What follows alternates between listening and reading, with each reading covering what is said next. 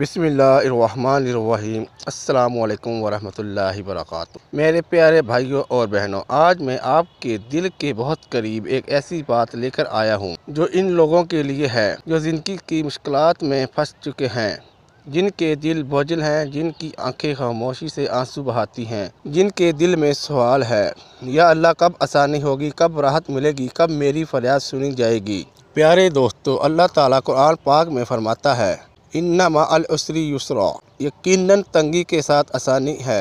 और वो कलाम जो खुद रब्बे जुल जलाल ने नाज़िल फरमाया वो कभी खाली नहीं जाता।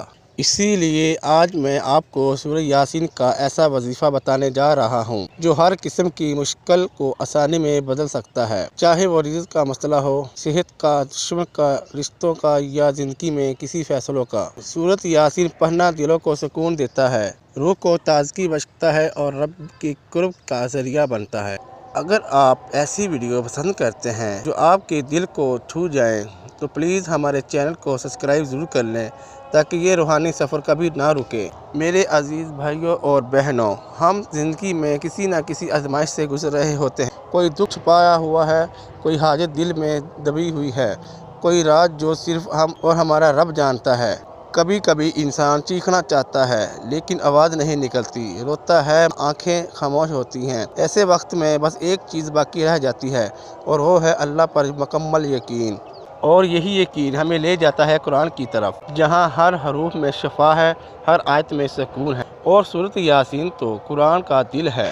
तो आइए जानते हैं सूरत यासीन का ये ख़ास वजीफ़ा। ये वजीफ़ा आप हर मंगल या बुध को शुरू करें तो बेहतर है, लेकिन अगर बहुत ही शदीद मुश्किल है तो किसी भी दिन कर सकते हैं।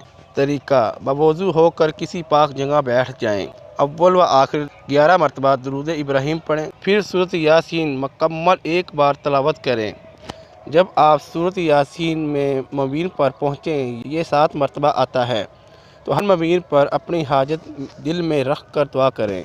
आखिर में अल्लाह ताला से अपनी हाजत के लिए दिली तवज्जो से दुआ करें। 7 दिन तक लगातार ये अमल करें।